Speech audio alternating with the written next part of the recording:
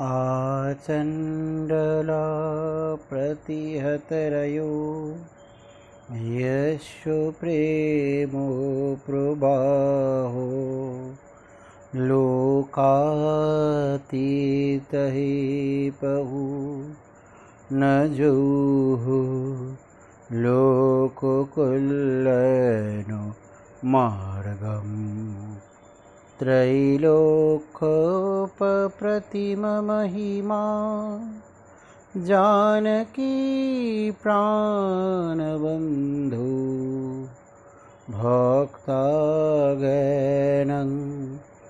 मृतभरवपु सीतया हि रामो स्तब्धीकृतप्रलयकलिताम्बुभक्तं महान्तं हित्वा रात्रिं प्रकृतसहजां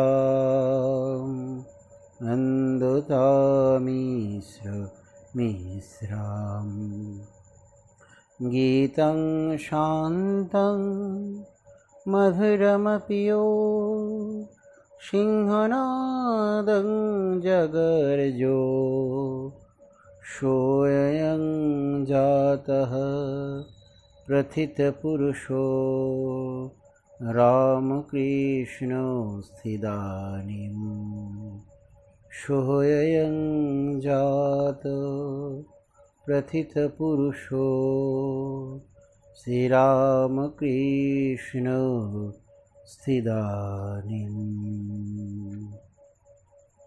नरदेव देव जय जय नरदेव नरदेव देव जय जय नरदेव नरदेव देव जय जय नरदेव।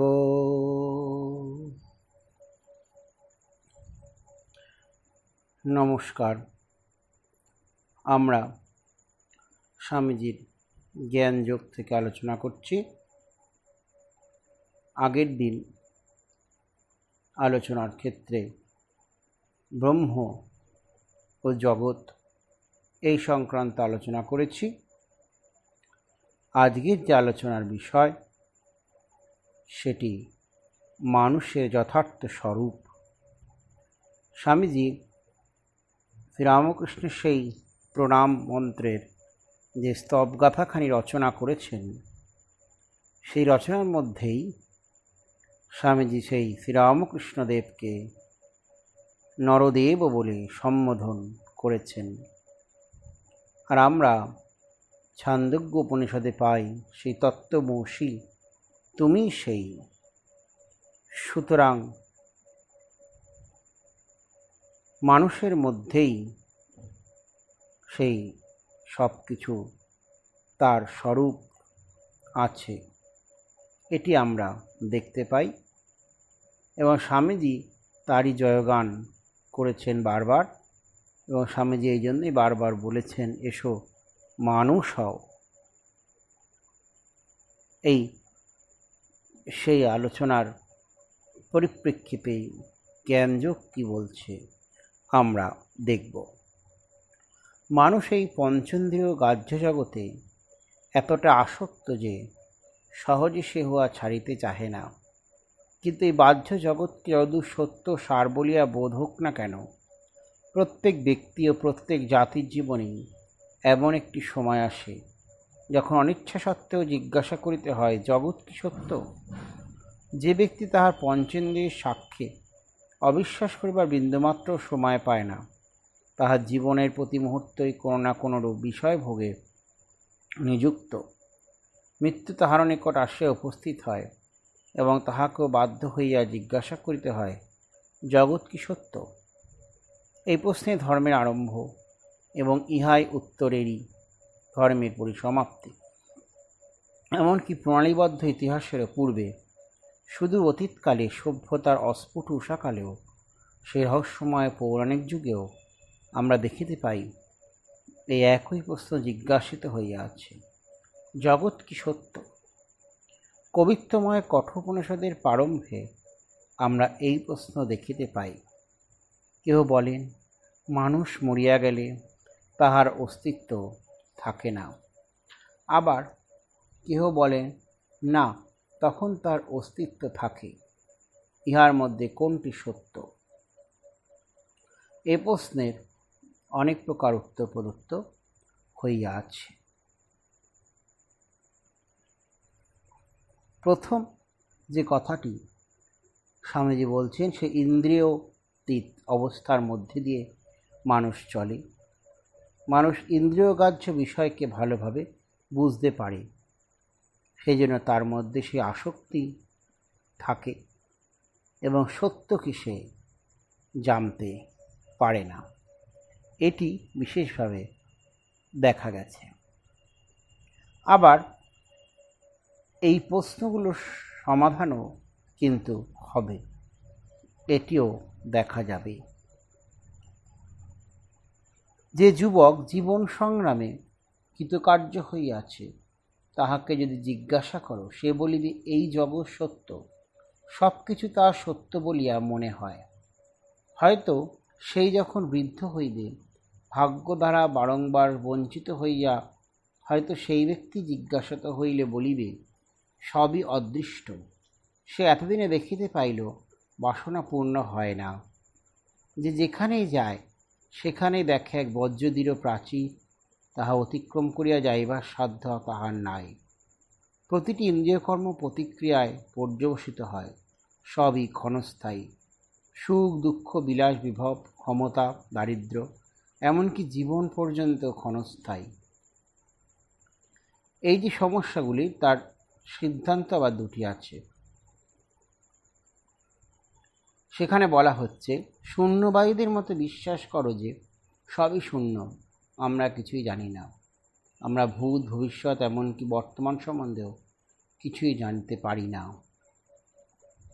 আরেকটি যেটি, সেটি কীরকম? সেখানে বলা হচ্ছেন, স্বামীজি বলছেন, এই প্রশ্নের প্রকৃত উত্তর অন্বেষণ করো, সত্যের অন্বেষণ করো। এই নিত্য পরিবর্তনশীল নশ্বর জগতের মধ্যে কি সত্য আছে, অন্বেষণ করো। এই দেহ যাহা কতগুলি জড় পদার্থের অনুসমষ্টি মাত্র, ইহার মধ্যে কি কিছু সত্য আছে? মানব মনের ইতিহাসে বরাবর এই তত্ত্বের অনুসন্ধান হইয়া আছে। আমরা দেখিতে পাই, অতি প্রাচীনকালেই মানবের মনে এই তত্ত্বের অস্ফুট আলোক প্রতিভাত হইয়াছে। আমরা দেখিতে পাই, তখন হইতে মানুষ স্থূলদেহের অতীত অন্য একটি দেহের জ্ঞান লাভ করিয়াছে। উহা অনেকাংশে ওই দেহেরই মতো বটেই, কিন্তু স্থূলদেহ অপেক্ষা পূর্ণ শ্রেষ্ঠ। শরীরের ধ্বংস হইলেও উহার ধ্বংস হইবে না। হ্যাঁ, সেইটি হচ্ছে সেই কি আত্মা। তা মানুষের সেই যথার্থ স্বরূপ কি? তার সেই স্বরূপ হচ্ছে সেই আত্মা। আর আমরা সেই ঋগ্বেদের মধ্যে পাই, হে অগ্নি, তুমি ইহাকে তোমার হাতে ধরিয়া মৃদুভাবে লইয়া যাও, ইহার শরীর সর্বাঙ্গ সুন্দর জ্যোতির্ময় করো। ইহাকে সেই স্থানেই লইয়া যাও যেখানে পিতৃগণ বাস করেন, যেখানে দুঃখ নাই, যেখানে মৃত্যু নাই। সুতরাং এই যে আত্মতত্ত্ব, এই মানুষের যে আসল স্বরূপ, সেটা সে কি না আত্মা, তা সে আত্মস্বরূপ। স্বরূপত মানুষ সেই কি জ্ঞানী এবং ব্রহ্ম। এইটি বিশেষভাবে কিন্তু আমরা জানতে পারি। এবং সে কি বিশেষভাবে সে কি মুক্ত, এইটি হচ্ছে বিশেষভাবে বোঝা যায়। সেই জন্য তার সেই মুক্ত যে স্বরূপ, সেই স্বরূপের কথা বলতে গিয়ে স্বামীজি তার একটি বিশেষ কবিতায় সেই বলছেন যে সেই মানুষের যে কীরকম তার রূপ, কীরকম তার চিন্তা আসছে। তুষার কঠিন মাটি না হয়, হোক না তোমার শয্যা, আবরণ তব শীতার্ত ঝঙ্কার।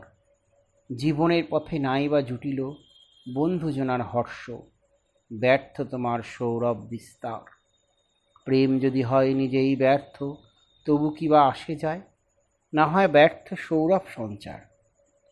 অকল্যাণের জয় যদি হয়, কল্যাণ পরাজিত, পুণ্যের পরে পাপের অত্যাচার, তবু প্রশান্ত বিকশিত থাকো, পবিত্র মধুময় থাকো অবিচল আপনার মহিমায়।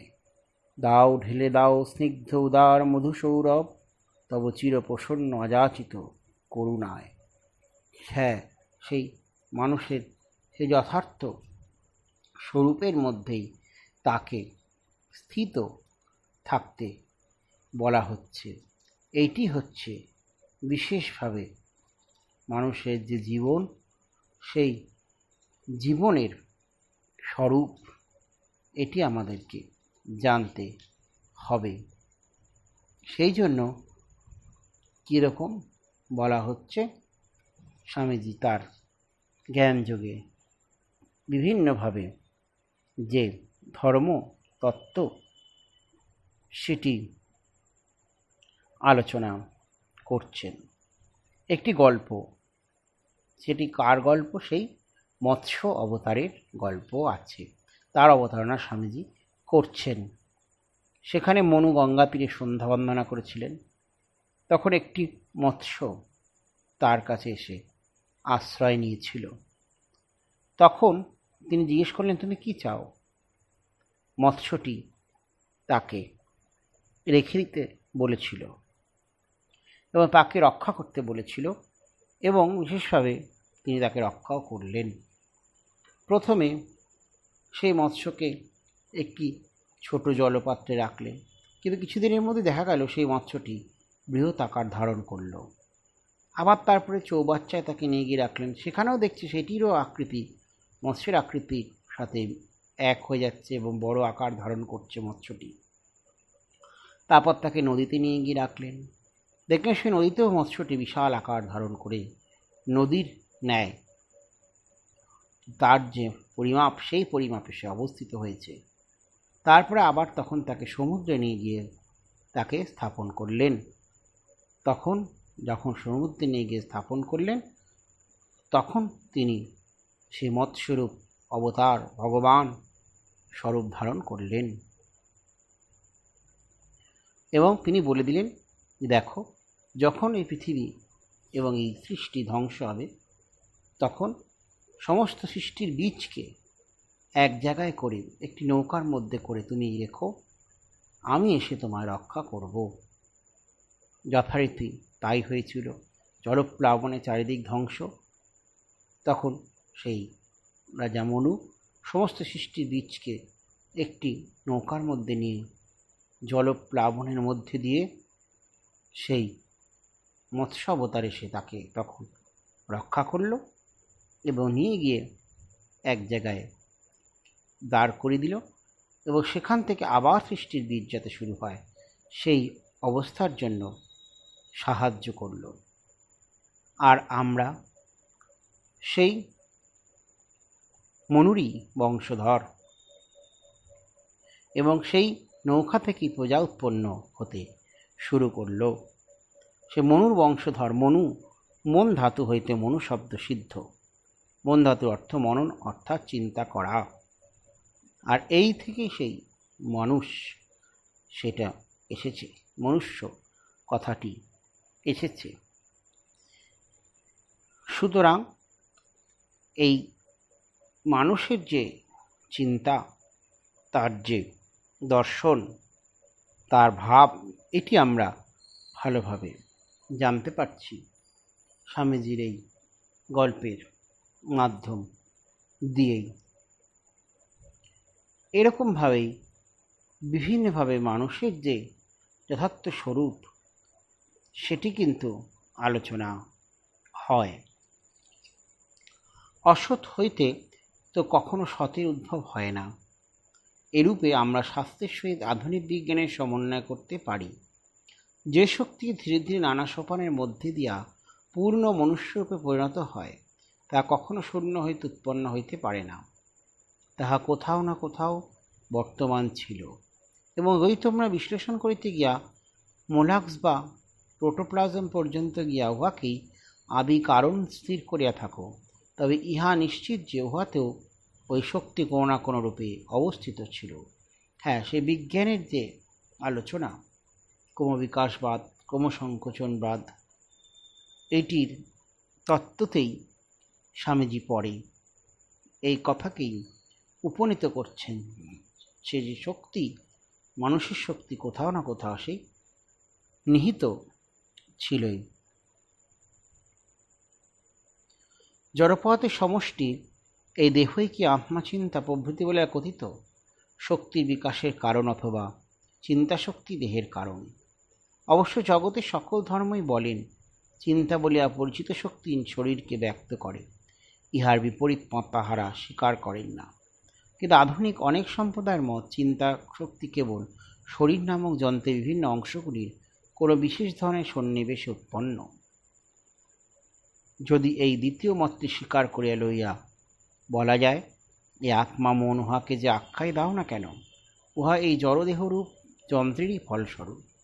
যে সকল জড়পরমাণু মস্তিষ্ক শরীর গঠন করিতেছে, তাহাদের রাসায়নিক মিলন সাধারণ মিশ্রণ উৎপন্ন, তাহাতে এই প্রশ্ন অমীমাংসিত থাকিয়া যায়, শরীর গঠন কে করে? কোন শক্তি পদার্থের অণুগুলিকে শরীর রূপে পরিণত করে? কোন শক্তি চারিদিকে জড়রাশি হইতে কিয়দংশ লইয়া তোমার শরীর এক রূপে, আমার শরীর আর এক রূপ গঠন করে? এই সকল বিভিন্নতা কিসে হয়? আত্মা নামক শক্তি শরীরস্থ ভৌতিক পরমাণুগুলির বিভিন্ন সন্নিবেশে উৎপন্ন বলিলে গাড়ির পেছনে ঘোড়া জোতার ন্যায় হয়। কিরূপে এই সংযোগ হইল? কোন শক্তি উহা করিল? যদি বলা যায় অন্য কোনো শক্তি সংযোগ সাধন করিয়াছে, আর আত্মা যাহা এখন জড়রাশি বিশেষের সহিত সংযুক্ত রূপে দৃষ্টিগোচর হইতেছে, তাহাই আবার ওই জড়পরমাণু সকলের সংযোগের ফল রূপ, তাহা হইলে কোনো উত্তর হইল না। যে মত অন্যান্য মতকে খণ্ডন না করিয়া সমুদায় না হোক অধিকাংশ ঘটনা অধিকাংশ বিষয় ব্যাখ্যা করিতে পারে, তাহাই গ্রহণযোগ্য। হ্যাঁ, সেই আত্মার কথা স্বামীজি বারবার বলছেন। আর শক্তি কখনো জড় হইতে উৎপন্ন হইতে পারে না, পরীক্ষা দ্বারা বরং ইহা প্রদর্শন করা সম্ভব। যাহাকে আমরা জড় বলি তার অস্তিত্ব নাই, উহা কেবল শক্তির এক বিশেষ অবস্থা মাত্র। কাঠিন্য প্রভৃতি জড়ের গুণ সকল বিভিন্ন প্রকার গতি স্পন্দনের ফল, ইহা প্রমাণ করা যাইতে পারে। জড়পরমাণুর ভিতর প্রবল আবর্তিত গতি উৎপাদন করিলে উহা কঠিন পদার্থবৎ শক্তি লাভ করিবে। বায়ুরাশি যখন ঘূর্ণাবর্তে পরিণত হয়, তখন উহা কঠিন পদার্থের মতো হইয়া যায়, কঠিন পদার্থ ভেদ করিয়া চলিয়া যায়। হ্যাঁ, সেই আলোচনাই স্বামীজি বারবার করছেন। আমরা এখন যে বিষয়টি আলোচনা করব, সেই শক্তিটি কি যাহা এক্ষণে আমরা মধ্যে দিয়া কার্য করিতেছে। আমরা দেখিয়াছি সকল প্রাচীন শাস্ত্রেই এই শক্তিকে লোকে এই শরীরের মতো শরীর সম্পন্ন এক জ্যোতির্ময় পদার্থ বলিয়া মনে করিত, তাহারা বিশ্বাস করিত এই শরীর গেলেও উহা থাকিবে। ক্রমশ আমরা দেখতে পাই ওই শক্তি জ্যোতির্ময় দেহমাত্র বলিয়া তৃপ্তি হইতেছে। হ্যাঁ, সেই জ্যোতির্ময় যে তত্ত্ব, সেটি কিন্তু আত্মা। তাহলে কি আত্মাই ওই জ্যোতির্ময় দেহের মধ্যে দিয়া যেন স্থূল শরীরের ওপর কার্য করিতেছেন। ওই জ্যোতির্ময় দেহই মনের আধার বলিয়া বিবেচিত হয়, আর আত্মা উহার অতীত। আত্মা মন নহে, তিনি মনের ওপর কার্য করেন, মনের মধ্যে দিয়া শরীরের ওপর কার্য করেন। তোমার একটি আত্মা আছে, আমার একটি আত্মা আছে, প্রত্যেকের পৃথক পৃথক এক একটি আত্মা আছে, এবং এক একটি সূক্ষ্ম শরীরও আছে। ওই সূক্ষ্ম শরীরের সাহায্যে আমরা স্থূল দেহের ওপর কার্য করিয়া থাকি। এখন এই আত্মা উহার স্বরূপ সম্বন্ধে প্রশ্ন উঠিতে পারে লাগিল, শরীর ও মন হইতে পৃথক এই আত্মার স্বরূপ কি? অনেক বাদ প্রতিবাদ হইতে লাগিল, নানা সিদ্ধান্ত অনুমান হইতে লাগিল, নানা প্রকার দার্শনিক অনুসন্ধান চলিতে লাগিল। এই আত্মা সম্বন্ধে তাহারা যে সকল সিদ্ধান্তে উপনীত হইয়াছিলেন, আপনাদের নিকট সেগুলি বর্ণনা করিতে চেষ্টা করিব। ভিন্ন ভিন্ন দর্শন এই একটি বিষয় একমত দেখা যায় যে আত্মার স্বরূপ যাহাই হোক, উহার কোনো আকৃতি নাই, আর যাহার আকৃতি নাই তাহা অবশ্যই সর্বব্যাপী, কাল মনের অন্তর্গত, দেশ মনের অন্তর্গত। কাল রহিত কার্যকরণ ভাব থাকিতে পারে না, ক্রমানুবর্তী তার ভাব ব্যতীত কার্যকরণ ভাবও থাকিতে পারে না। অতএব দেশ কাল নিমিত্ত মনের অন্তর্গত, আর এই আত্মা মনের অতীত ও নিরাকার বলিয়া উহাও অবশ্য দেশকাল নিমিত্তের অতীত। আর যদি উহা দেশকাল নিমিত্তের অতীত হয়, তাহলে অবশ্য অনন্ত হইবে। হ্যাঁ, সে আত্মার স্বরূপ কি? এটি অনন্ত। তাহলে মানুষের প্রকৃত স্বরূপ কি দাঁড়াচ্ছে? সেই মানুষের প্রকৃত স্বরূপ কিন্তু সেই তার এই দেহ, এই জড় তো ছাড়াও বিশেষ তার একটি অতীন্দ্রিয় সেই শক্তি তার মধ্যে আছে, অতীন্দ্রিয় স্বরূপ, এটি সে তার সেই প্রকৃত স্বরূপ। এবং মানুষের স্বভাব কি? এই যে দেশকালের অতীত বলিয়া আত্মা মুক্ত স্বভাব, কার্যকারণের অতীত বলিয়া সে মুক্ত স্বভাব। সুতরাং মানুষের স্বভাব কী হওয়া উচিত? মুক্ত স্বভাব হওয়া উচিত। এই যে সেই শক্তি, সেই শক্তি তার মধ্যে কোথা থেকে আসে? না, আত্মা থেকে আসে, চৈতন্য স্বভাব। এটি তার আমাদের মাথায় চিন্তায় আছে এবং আমাদের এটি রাখতে হবে। সুতরাং সে কি চৈতন্যের সত্তা তার মধ্যে আছে, আত্মায় অনন্ত, সুতরাং জন্ম মৃত্যুর প্রশ্ন আসিতে পারে না। এটিও বিশেষভাবে কি, যেহেতু অনন্ত সেহেতু তার জন্ম এবং মৃত্যু এটিও আসতে পারে না। এটা শুধু আমরা ধারণার মধ্যে শুধুমাত্র আমাদের থাকে, এটি হচ্ছে আমাদের বুঝতে হবে। তো আমরাও সেই কি একমত দ্বিতীয়ম অপরিণামী অচর পূর্ণ, উহাই পারমার্থিক সত্তা, মানুষের যথার্থ স্বরূপ। সুতরাং সর্বব্যাপী অনন্তই সত্য, শান্ত সসীম সত্য নয়। আমরা ক্ষুদ্র সীমাবদ্ধ জীব, এ ধারণা যত আরামপ্রদ হোক না কেন, ইহা পুরাতন ভ্রম মাত্র। যদি লোককে বলা যায় তুমি সর্বব্যাপী অনন্ত পুরুষ, সে ভয় পাবে। হ্যাঁ, তার মধ্যে ভয় কাজ করতে থাকে। সুতরাং ভয়কে দূর করা এবং অভিকে তৈরি করা, এটি হচ্ছে বিশেষত্ব, এটি হচ্ছে সেই মুক্তির লক্ষণ। অনন্তভাবে তার আমিত্ব কিছুতেই নাই। এই অনন্তেরই কেবল পরিবর্তন হয় না, আর সবই ক্রমাগত পরিবর্তনশীল। আমিত্ব স্মৃতিতেও নাই। আমিত্ব যদি স্মৃতি থাকিত, তবে মস্তকে প্রবল আঘাত পাইয়া অতীত স্মৃতিলুপ্ত হইয়া গেলে আমার আমিত্ব নষ্ট হইত। আমি একেবারে লোপ পাইতাম। ছেলেবেলায় 2-3 বৎসর আমার মনে নাই। যদি স্মৃতির ওপর আমার অস্তিত্ব নির্ভর করে, তাহলে ওই 2-3 বৎসর আমার অস্তিত্ব ছিল না বলিতেই হইবে। তাহলে আমার জীবনের যে অংশ আমার মনে নাই, সে সময় আমি জীবিত ছিলাম না বলিতে হইবে। হ্যাঁ, এই আমিত্বকে সম্পূর্ণভাবে নাশ ঘটানো, অহংকারকে নাশ ঘটানো। আমরা যখনই অনন্তের চিন্তা করব, তখনই আমরা কিনা অহংকারকে নাশ ঘটাতে সমর্থ হব।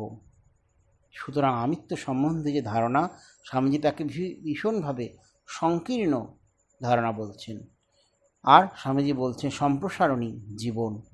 এই সম্প্রসারণ যেহেতু জীবন, সেজন্য আমিত্বের ধারণাকে ত্যাগ করতে হবে। তবেই মানুষের যথার্থ স্বরূপ মানুষ জানতে পারবে।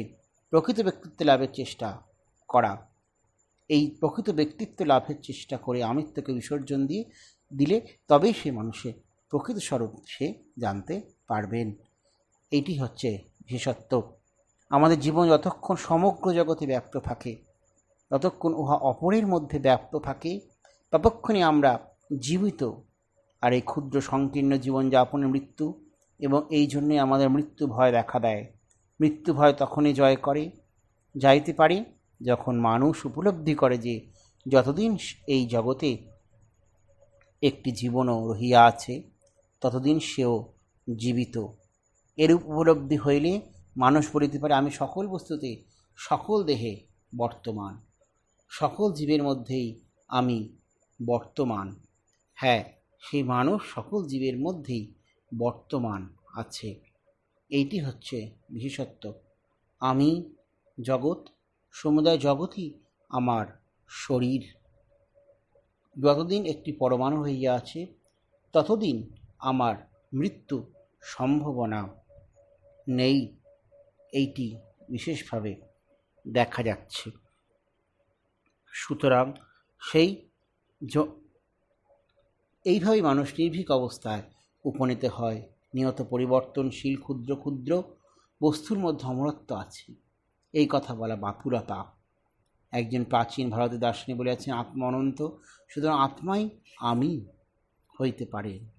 অনন্তকে ভাগ করা যাইতে পারে না, অনন্তকে খণ্ড খণ্ড করা যেতে পারে না। এই এক অবিভক্ত সমষ্টিস্বরূপ অনন্ত আত্মা হইয়াছেন, তিনিই মানুষের যথার্থ আমি, তিনিই প্রকৃত মানুষ। এই প্রকৃত মানুষের হচ্ছে গিয়ে ভীষণ প্রয়োজন, যেই মানুষ সকল কাজ করতে পারবে। এটি হচ্ছে স্বামীজি বারবার করে জোর দিয়েছেন এবং সেই জোরেতে তিনি বিশেষভাবে বলছেন। সুতরাং সে স্বামীজির কবিতার একটি কথা থেকে বলি, দেশ আর কাল আর কার্য ও কারণ এ সকলই হয় মাত্র বহির আবরণ। ইন্দ্রিয় মনের পারে মোর অবস্থান, আমি দ্রষ্টা এ বিশ্বের, সাক্ষী সে মহান। নহে দ্বৈত নহে বহু, অদ্বৈতের ভূমি, একত্বে মিলিত তাই সকলে আমায়। ভেব জ্ঞান নাহি মোর, নহি ভিন্ন আমি, থাকি আমি মগ্ন মাত্র প্রেমের চিন্তায়। ভাঙ মায়া মুক্ত হও বন্ধন হইতে, ভীত নাহি হও বুঝো রহস্য পরম। নিজ প্রতিবিম্ব মোরে নারী সন্ত্রাসিতে, যেন স্থির আমি সেই সোহম সোহম। হ্যাঁ, সেই সোহম সোহম, শিবোহম শিবোহম, সেই মানুষই কিন্তু সেই নিজের আত্ম, তার স্বরূপ। আত্মা সম্বন্ধেও এইরূপ। তুমি মুক্ত স্বভাব পূর্ণই আছো, চেষ্টা করিয়া পূর্ণত্ব পাইতে হয় না। ধর্ম ঈশ্বর পরকালের এই সকল ধারণা কোথা হতে আসিল? মানুষ ঈশ্বর ঈশ্বর করিয়া বেড়ায় কেন? কেন সকল জাতির ভিতরে সকল সমাজে মানুষ পূর্ণ আদর্শে অন্বেষণ করে? উহা মনুষ্যে ঈশ্বরে বা অন্য যাহাইতেই হোক, তাহার কারণ পূর্ণ আদর্শ তোমার মধ্যেই বর্তমান। তোমার নিজের হৃদয় ধক ধক করিতেছে, তুমি মনে করিতেছ বাহিরের কোনো বস্তু এরূপ শব্দ করিতেছে। তোমার নিজের অভ্যন্তরস্থ ঈশ্বরই তোমাকে তাহার অনুসন্ধান করিতে, তাহার উপলব্ধি করিতে প্রেরণা দিতেছে। হ্যাঁ, সেই অনুসন্ধান কি? সেই তুমি আমি আর আমি তুমি, এইটি সেই বিশেষ অনুসন্ধান। তুমি যে কোনো সৎচিন্তা বা সৎ কার্য করো, তাহা যেন শুধু আবরণকে ধীরে ধীরে ছিন্ন করিতেছে, আর সেই প্রকৃতির অন্তরালে শুদ্ধ স্বরূপ অনন্ত ঈশ্বর প্রকাশিত হইতেছে। হ্যাঁ, সেই মায়ার আবরণকে যখন ছিন্ন করা যাবে, তখনই সেখানে সে অনন্ত প্রকাশিত হবে। সেই জন্য স্বামীজি সেখানেও বলছে, কীরকম বলছেন, তার সেই এবং সেই সময়ও কিন্তু আসবে, যখন জ্ঞান আসবে তখন আপনা থেকেই সেই আবরণ সরে যাবে এবং মানুষ তার যথার্থ স্বরূপকে জানতে পারবে। জ্ঞান তো সসীম, কোনো বস্তুর জ্ঞান লাভ করিতে হইলে উহাকে জ্ঞেয় স্বরূপে বিষয়রূপে চিন্তা করিতে হইবে। তিনি তো সকল বস্তুর জ্ঞাতাস্বরূপ, সকল বিষয়ের বিষয়স্বরূপ, এই বিশ্বব্রহ্মাণ্ডের সাক্ষীস্বরূপ, তোমারই আত্মাস্বরূপ। বিষয় জ্ঞান যেন একটি নিম্নতম অবস্থা, একটা অধঃপতন। আমরাই সেই আত্মা। আত্মা আবার জানিব কীরূপে? প্রত্যেক ব্যক্তি সেই আত্মা সকলেই বিভিন্ন উপায়ে ওই আত্মাকে জীবনে প্রকাশিত করিতে চেষ্টা করিতেছে। তাহা না হইলে এই নীতি পদ্ধতি কোথা হতে আসিল? এটি প্রশ্ন জাগে। সুতরাং সেই নীতির তাৎপর্য কী? সে নীতির তাৎপর্য কী? যে মানবজাতির সকল সৎকর্মের মূল উদ্দেশ্য কী? মানুষ, জীব, জন্তু সকলের প্রতি দয়া। হ্যাঁ, সেই দয়াই সব। শিবজ্ঞানে জীবসেবা স্বামীজি বারবার বলছেন। আবার এই যে যথার্থ স্বরূপ মানুষের, যেটি আভরণ ঢাকা হয়ে আছে, কিন্তু সেটি একদিন আসবে। সেজন্য স্বামীজি বিশেষভাবে আমাদের সেই ধৈর্য ধারণ করতে বলেছেন এবং সেই অন্তঃকরণকে যদি আমরা পবিত্র করতে পারি, তখনই সেই মায়ার আভরণ ছেড়ে যাবে। আমাদের দরকার কি তার জন্য? স্বামীজি বলছেন আত্মত্যাগ।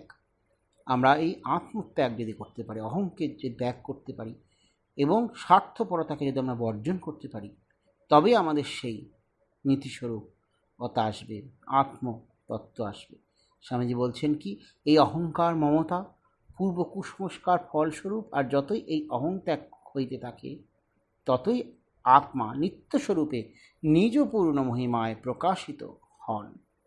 ইহাই প্রকৃত আত্মত্যাগ, ইহাই সমুদায় নীতি শিক্ষার ভিত্তি স্বরূপ এবং কেন্দ্রস্বরূপ। এইটি হচ্ছে সেই তার মূল তত্ত্ব, সেই আত্মত্যাগ করা। এই আমি ও আমার প্রকৃত আত্মা নহে, ইহা জানিয়া তাহারা এই ত্যাগ আচরণ করুক। এই ব্যবহারিক জীব সীমাবদ্ধ।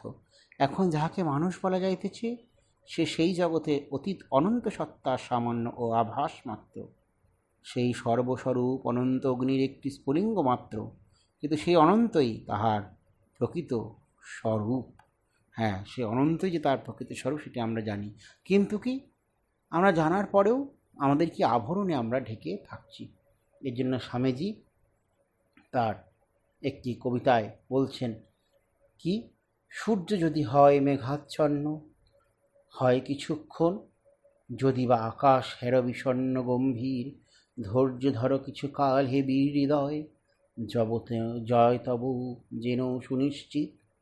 শীত যায় গ্রীষ্ম আসে, তার পাছে পাছে ঢেউ পড়ে ওঠে পুনঃ তারই সাথে সাথে, আলো ছায়া আঁকাইয়া দেয় পরস্পরে, হও তবে ধীর স্থির বীর। জীবন কর্তব্য ধর্ম বড় তিক্ত জানি, জীবনের সুখচয় বৃথা ও চঞ্চল, লক্ষ্য আজ বহুদূরে ছায় মলিন, তবু চলো অন্ধকারে। হে বীর হৃদয় সবটুকু শক্তি সাথে লয়ে, কর্ম নষ্ট নাহি হবে, কোনো চেষ্টা হবে না বিফল, আশা হোক উন্মলিত, শক্তি অস্তমিত, কোটি দেশ হতে তব জনবিবে উত্তর পুরুষ। ধৈর্য ধরো কিছুকাল হে বীর হৃদয়, কল্যাণের নাহিক বিলয়। জ্ঞানী গুণী মুষ্টিমেয় জীবনের পথে, তবু তারাই হেতা হন কর্ণধারণ, জনগণ তাহাদের বোঝে বহু পারে। চাহিও না কারো পানে, ধীরে সয়ে চলো, সাথে তব ক্রান্ত দূরদর্শী যারা, সাথে তব ভগবান সর্বশক্তিমান, আশিস ঝরিয়া পড়ে তব শিরে তুমি মহাপ্রাণ। সত্য হোক শিব হোক সকলে তোমার। হ্যাঁ, এই সেই শিব স্বরূপ যে মানুষ, তারই কথা স্বামীজি বারবার বলছেন। এবং আমরা সেই সুখকে যদি না খুঁজে, নিজের সুখকে না খুঁজে যদি অপরের জন্য নিজেকে বলে দিতে পারি, সেটাই হবে মানুষের সে যথার্থ স্বরূপের পরিচয়। আত্মজ্ঞান ব্যতীত যাবতীয় জড়ের জ্ঞান অগ্নিতে ঘৃতাহুতি মাত্র। জড়বিজ্ঞান স্বার্থপর লোকের হাতে পরস্য কাড়িয়া লইবার এবং পরার্থে জীবন উৎসর্গ না করিয়া অপরকে শোষণ করিবার আরেকটি যন্ত্র তুলিয়া দেয় মাত্র। হ্যাঁ, এই জড় জগৎ যদি আমরা নিজেদেরকে সেই ভাবনা ভাবি, তাহলে সেটি স্বার্থের দিকে আমাদেরকে নিয়ে যাবে। আর এক প্রশ্ন, এই ভাব কি কার্যে পরিণত করা সম্ভব? বর্তমান সমাজে ইহা কি কার্যে পরিণত করা যাইতে পারে? তাহার উত্তর এই, সত্য প্রাচীন আধুনিক কোনো সমাজকে সম্মান করে না। সমাজকে সত্যের প্রতি সম্মান প্রদর্শন করিতে হইবে, নতুবা সমাজ ধ্বংস হোক। সত্যের উপরই সকল সমাজ গঠিত হইবে। সত্য কখনোই সমাজের সহিত আপোষ করিবে না। নিঃস্বার্থপরতার ন্যায় একটি মহৎ সত্য যদি সমাজে কার্যে পরিণত না করা যায়, তবে বরং সমাজ ত্যাগ করিয়া বনে গিয়া বাস করো, তাহা হইলেই বুঝিব তুমি সাহসী। সাহস দুই প্রকার, এক প্রকারের সাহস কামানের মুখে যাওয়া, আর এক প্রকার আধ্যাত্মিক দৃঢ় প্রত্যয়ের সাহস। এই আধ্যাত্মিক দৃঢ় প্রত্যয়ের সাহস আমাদেরকে সম্বল করে চলতে হবে। সত্যমেব জয়তে, সেখানে কি পথ দেখাবে? সে সত্যের আলো পথ দেখাবে। সুতরাং সত্যের আলোর পথ ধরে আমরা এগিয়ে যাব। অবিনাশী নিত্য বিদ্যমান সর্বব্যাপী সর্বশক্তিমান আত্মা আর এক প্রকারের সাহসিকতা, এই দুটি যদি আমরা সংযুক্ত করতে পারি, তাহলে সেই সাহসিকতার আমরা বিশেষভাবে কিন্তু নিজেদেরকে এগিয়ে নিয়ে যেতে পারব। এর জন্য স্বামীজি সেই বিশেষ গল্প বলেছেন, সেখানে সাধুর গল্প, সম্রাট এসেছেন সাধুর কাছে, কিন্তু সাধুর যে জীবন, তার যে ত্যাগ দেখে সেই সম্রাট সেখান থেকে চলে যাচ্ছেন। বুঝতে পারছেন যে এই সাধুর মধ্যে যে ত্যাগ রয়েছে সেটি সর্বশ্রেষ্ঠ। এটি বিশেষভাবে দেখা গেছে। যতই তিনি সেই পৃথিবীর সম্রাট হন, কিন্তু সাধুর কাছে সম্রাট মাথা নত করতে বাধ্য হয়েছেন।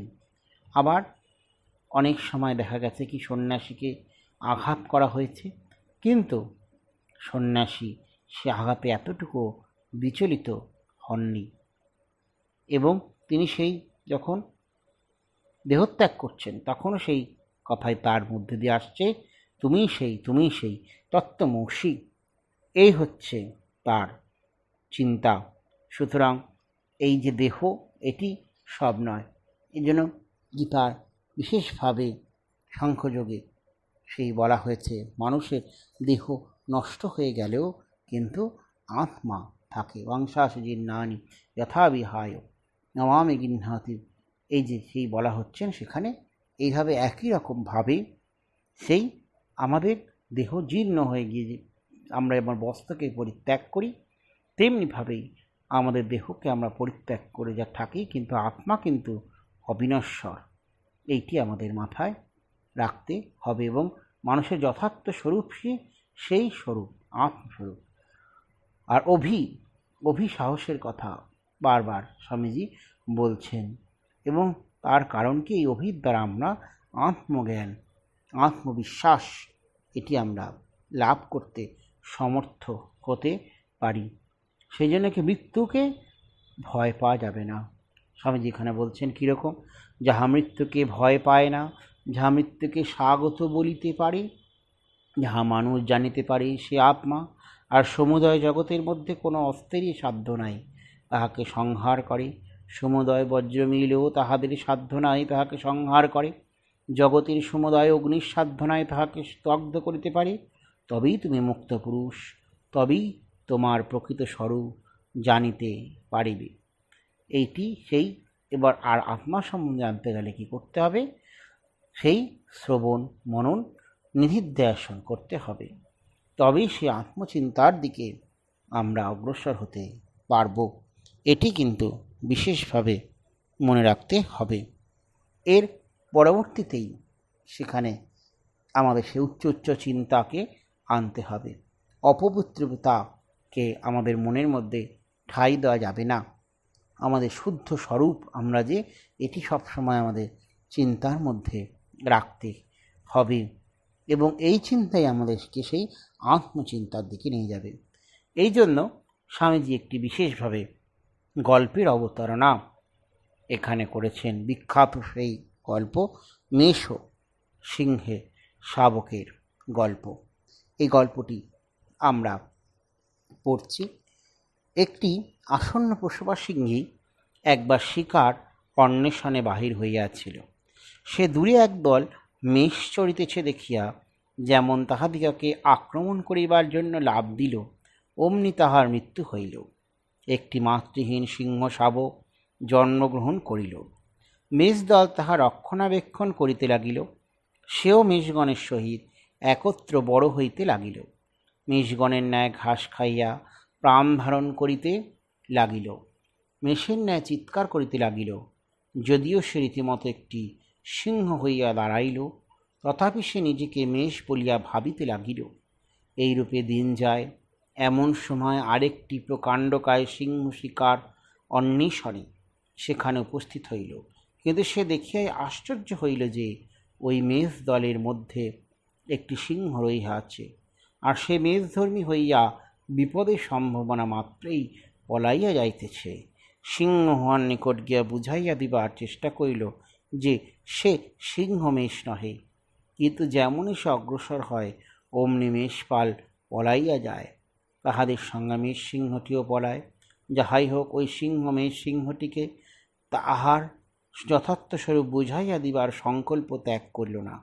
সে ওই মেষ সিংহটি কোথায় থাকে, কি করে, লক্ষ্য করিতে লাগিল। একদিন দেখিল সে এক জায়গায় পড়িয়া ঘুমাইতেছে। দেখিয়াই সে তাহার উপর লাফাইয়া পড়িয়া বলিল, ওহে, তুমি মেষপালের সঙ্গে থাকিয়া আপন স্বভাব ভুলিলে কেন? তুমি তো মেষ নও, তুমি যে সিংহ। মেষ সিংহটি বলিয়া উঠিল, কি বলিতেছ? আমি যে মেষ, সিংহ হইব কিরূপে? সে কোনো মতে বিশ্বাস করিবে না যে সে সিংহ, বরং সে মেষের মতো চিৎকার করিতে লাগিল। সিংহ তাকে টানিয়া একটা হ্রদের দিকে লইয়া গেল, বলিল, এই দেখো তোমার প্রতিবিম্ব। সে একবার সেই সিংহের দিকে, একবার নিজের প্রতিবিম্বের দিকে চাহিয়া দেখিতে লাগিল। মুহূর্তের মধ্যে তাহার এই জ্ঞানোদয় হইল যে সত্যই তো আমি সিংহ। তখন সে সিংহ গর্জন করিতে লাগিল। তাহার মেষবৎ চিৎকার কোথায় চলিয়া গেল। তোমরা সিংহস্বরূপ, তোমরা আত্মাশুদ্ধ স্বরূপ, অনন্ত পূর্ণ, জগতের মহাশক্তি তোমাদের ভিতর। হে শকে কেন রোদন করিতেছ? জন্ম মৃত্যু তোমার নাই, আমারও নাই। কেন কাঁদিতেছ? তোমার রোগ দুঃখ কিছুই নাই। তুমি অনন্ত আকাশস্বরূপ। নানা বর্ণের মেঘ উহার ওপর আসিতেছে, এক মুহূর্ত খেলা করিয়া আবার কোথায় অন্তরিত হইতেছে, কিন্তু আকাশ যে নীলবর্ণ, সে নীলবর্ণই রহিয়াছে। এইরূপ জ্ঞানের অভ্যাস করিতে হইবে। আমরা জগতে অসৎ ভাব দেখি কেন? কারণ আমরা নিজেরাই অসৎ। পথের ধারে একটি স্থানও রহিয়াছে। একটা চোর সেই পথ দিয়া যাইতেছিল। সে ভাবিল, এ একজন পাহাড়ওয়ালা। নায়ক উহাকে তাহার নায়িকা ভাবিল। একটি শিশু উহাকে দেখিয়া ভূত মনে করিয়া চিৎকার করিতে লাগিল। ভিন্ন ভিন্ন ব্যক্তিরূপে উহাকে ভিন্ন ভিন্নভাবে দেখিল। উহা সেই স্থানও শুষ্ক কাষ্ঠখণ্ড ব্যতীত আর কিছুই ছিল না। হ্যাঁ, সেই মেষ শাবকের গল্প, আর তার সাথে সাথে সেই চোরের গল্প, এই দুটি স্বামীজি বর্ণনা করছেন। এই বর্ণনার মধ্যে দিয়ে সে সিংহ স্বরূপ যে সেটি সে জানতে যেমন পারল, তেমনি একই রকমভাবে সেই যে বিভিন্ন রকম সেখানে যে কাষ্ঠখণ্ড ছিল আর কিছু না, এটিও তারা জানতে পারল। তাহলে কি সেই নিজের সত্তাকে জানা, এইটি হচ্ছে বিশেষত্ব। আমরা নিজেরা যেমন জগৎকেও সেইরূপ দেখিয়া থাকি। আমরা নিজে যে ভাবটি থাকে সেইভাবেই জগৎকে আমরা দেখি। মনে করো ঘরে একটি শিশু আছে এবং টেবিলের ওপর এক থলে মোহর রহিয়াছে। একজন চোর আসিয়া স্বর্ণমুদ্রাগুলি গ্রহণ করিল। শিশুটি কি বুঝিতে পারিবে উহা অপহৃত হইল? আমাদের ভিতরে ও বাহিরে তাহাই দেখিয়া থাকি। শিশুটির মনে চোর নাই, সুতরাং সে বাহিরেও চোর দেখে না। সকল জ্ঞান সম্বন্ধে এইরূপ। জগতের পাপ অত্যাচারের কথা বলিও না, বরং তোমাকে যে জগতে এখনো পাপ দেখিতে হইতেছে সেই জন্য রোদন করো। নিজে কাঁদো যে তোমাকে এখনো সর্বত্র পাপ দেখিতে হইতেছে। এই কারণে যদি তুমি জগতের উপকার করতে চাও, তবে আর জগতের উপর দোষারোপ করিও না, উহাকে আরও বেশি দুর্বল করিও না। এই সকল পাপ দুঃখ প্রভৃতি আর কি, এগুলি দুর্বলতারই ফল। মানুষ ছেলেরা বেলা হইতে শিক্ষা পায় যে সে দুর্বল, পাপী। জগৎ এইরূপ শিক্ষা দ্বারা বিম্বে দুর্বল হইতে দুর্বতল হইয়া আছে। তাহাদিগকে শিখাও যে তারা সকলেই সে অমৃতের সন্তান, এমনকি যাহাদের ভিতরেই আত্মার প্রকাশ অতি ক্ষীণ, তাহাদিগকেও উহা শিখাও। বাল্যকাল হইতেই তাহাদের মস্তিষ্কে এমন সকল চিন্তা প্রবেশ করুক, যাহা তাহাদিগকে মস্তিষ্কে সেই যে চিন্তা প্রবেশ করবে, সেই চিন্তাই যেন মুক্ত চিন্তা হয়। এটি স্বামীজি বারবার বলছেন, যাতে তারা সবল হয়ে ওঠে, তাতে তাদের কল্যাণ হবে। দুর্বলতা, কর্মশক্তি লোপকারী চিন্তা যেন তাদের মস্তিষ্কে প্রবেশ না করে, এটি স্বামীজি বলছেন। এবং সেই সৎচিন্তা, কী সৎচিন্তা? আমি সেই, এইটি সেই সৎচিন্তাটি আমাদের মধ্যে সেই আনতে হবে। সেই আমি সেই, এই চিন্তা যদি আমাদের মধ্যে আমরা আনতে পারি, তাহলে আমরা আমাদের সেই যথার্থ স্বরূপকে জানতে পারব। এটি হচ্ছে বারবার করে স্বামীজি বলছে। আর সেই একই চিন্তা, দেহত্যাগের সময় সেই একই চিন্তা হবে, কি চিন্তা? সোহম, সোহম, সেই সোহম সোহম, সেই চিন্তাটি আসবে। ইহাই সত্য জগতের অনন্ত শক্তি তোমার ভিতরে। যে কুসংস্কার তোমার মনকে আবৃত রাখিয়াছে, তাহা দূর করিয়া দাও, সাহসী হও, তো সত্যকে জানিয়া তাহা জীবনে পরিণত করো। চরম লক্ষ্য অনেক দূর হইতে পারে, কিন্তু সেই উচ্ছিষ্টত, জাগ্রত, প্রাপ্যবরান, নিবোধত, হ্যাঁ, সেই আমাদেরকে জেগে উঠতে হবে। তাই স্বামীজি তার একটি কবিতা দিয়ে শেষ করব। অন্ধকার নিরাশার বিসর্পিল পথে ক্লান্ত পদে এ নির্মম নিরানন্দ জীবনের ভার নত চলেছে পথিক। হৃদয়ের মননের কোন প্রান্ত হতে কোথাও মেলে না প্রাণে নিমেষের প্রেরণা স্পন্দন। অবশেষে একদা যখন লুপ্ত প্রায় সীমারেখা, ভালো মন্দ সুখ দুঃখ জন্ম মরণের অকস্মাৎ উদ্ভাসিল পূর্ণ রজনীতে, অপরূপ জ্যোতিরেখা হৃদয়েতে তার কোন উৎস হতে এলো অচেনায় আলো। কিছুই তো জানে না সে, তবুও জানালো আলোক ঈশ্বরে তার প্রাণের প্রণাম। অজানা আশার বাণী ব্যপ্ত হলো সমগ্র সত্তায়, স্বপ্নাতীত মহিমায় পূর্ণ করে দিল তার সমস্ত ভুবন। সে ভুবন পার হয়ে আভাসিল আর এক জগৎ। বলিলেন মৃদু হেসে পণ্ডিতের দল, অন্ধ এ বিশ্বাস সে আলোর দীপ্ত শান্তি অনুভব করি। বলিল সে নম্র প্রত্যুত্তরে, ধন্য মানি এ অন্ধবিশ্বাস। স্বাস্থ্য শক্তি সম্পদের সুরামত্ত আর এক পথিক জীবনের ঘূর্ণাবর্তে ছুটে চলে উন্মাদের মতো।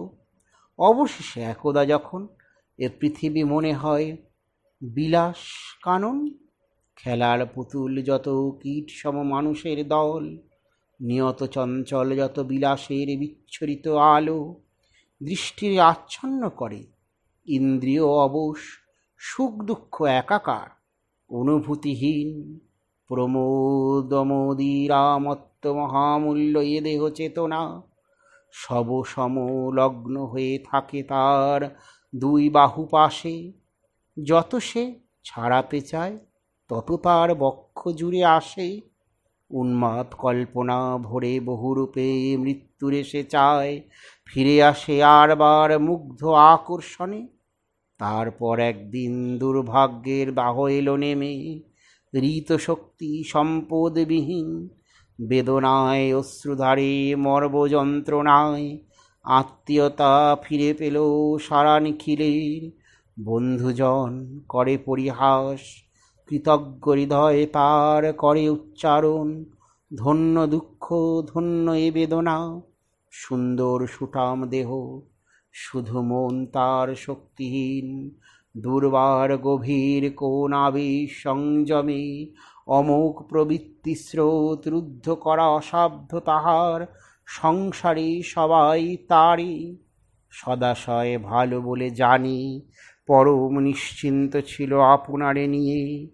দূর হতে দেখেছে সেচে সংসার তরঙ্গ, সাথে বৃথা যুদ্ধের অত নরনারী যত। দেখিতে দেখিতে মন মক্ষিকার মতো, কেবলই ক্লেদাক্ত দেখে সকল সংসার সব গ্লানিময়। তারপর একদা কখন সহসা সৌভাগ্য সূর্য দেখা দিল হেসে, তারই সঙ্গে ঘটে গেল নির্মম পতন। সেই তার দৃষ্টি উন্মোচন, বুঝিল সে নিয়ম ভাঙে না কভু তরু ও প্রস্তর, তবু তারা প্রস্তর ও তরু হয়ে থাকে। নিয়ম বন্ধন হতে ঊর্ধ্বে এসে সংগ্রাম সাধনা দিয়ে ভাগ্যের এসে করে নেবে জয়। এ পরম অধিকার মানুষেরই তরে, চিত্তের জড়তা ঘুচি নবীন জীবন হলো মুক্ত প্রসারিত। সংগ্রাম সমুদ্র পারে যে অনন্ত শান্তি বিরাজিত, তাহারই আলোক রশ্মি উদ্ভাসিল জীবনের দিগন্ত রেখায়, পশ্চাতে রয়েছে পরি অতীতের অকৃতার্থ নিষ্ফল জীবন, তরু ও প্রস্তর সম চেতনাবিহীন, আর একদিকে তার স্খলন পতন, যার লাগি বর্জন করেছে তার সমস্ত সংসার, সানন্দ অন্তরে তবু ধন্য মানি এ অধঃপতন, ঘষিল সে ধন্য এই পাপ। স্বামীজি যে মানুষের যথার্থ স্বরূপকে জাগরিত করবার আহ্বান জানিয়েছেন এবং এই যথার্থ স্বরূপকে যদি আমরা জাগাতে পারি তখনই সেটি সেই বেদান্ত দর্শনের বিশেষ কাজ হবে। এই জন্য সেই বেদান্ত দর্শনের একটি বিশেষ উদ্দেশ্যই হচ্ছে গিয়ে কি, সেই একত্বের অনুসন্ধান করা। এই অনুসন্ধান দ্বারাই সে একত্বকে জানা যাবে এবং মানুষের যথার্থ স্বরূপ সেই কি একত্ব। এইটি বিশেষভাবে চিন্তা করার বিষয় আছে। এই একত্বের দ্বারাই মানুষ সেই বিশেষভাবে তার স্বরূপকে জানতে পারবে, এটি দেখা গেছে। আর এই যে পরিবর্তনশীল জগৎ, পরিবর্তনশীল ভাব থাকে, কিন্তু সেই পরিবর্তনশীল ভাব থাকলেও তার মধ্যে সেই কি একত্বই আসে, একত্বভাবই আসে এবং সে একত্ব ভাব থেকেই বিশেষভাবে এগোনো সম্ভব হয়। সেখানে স্বামীজি সেই ম্যাজিক লণ্ঠনের উদাহরণ দিয়েছেন। সেই ম্যাজিক লণ্ঠনের দ্বারা যে আলো আসছে, সেই তার যে বস্ত্রখণ্ড ইত্যাদি উদাহরণ স্বামীজি আলোচনা করেছে, আলোক রশ্মি আলোচনা করেছেন। আবার কি এই স্থূলদেহ মধ্যে যে ইন্দ্রিয়, মন, বুদ্ধি এই সমস্ত আছে, সেটিও পারে গিয়ে সেই একত্ব ভাব আসবে। সুতরাং সেখানে দ্বৈতবাদী তত্ত্ব আছে, অদ্বৈতবাদী তত্ত্ব আছে এবং সেখানে সেই দ্বৈত ভাব যখন আসবে তখন সেই দ্বৈতভাবী অবস্থারই চিন্তা বিশেষভাবে আসবে। আর এই কি মুক্তি এবং অদ্বৈততে সেই জীব ব্রহ্মৈক্য ঐক্য, এইটি অদ্বৈতের মধ্যে আসে এবং এইটি সেই যখন আসবে তখন কিন্তু বিশেষভাবে সেই মুক্তির চিন্তা আমরা করতে পারি। এখানে স্বামীজি সেই আত্মতত্ত্বের উপনিষদে দেবযান, পিতৃযান ইত্যাদি আলোচনা করেছেন।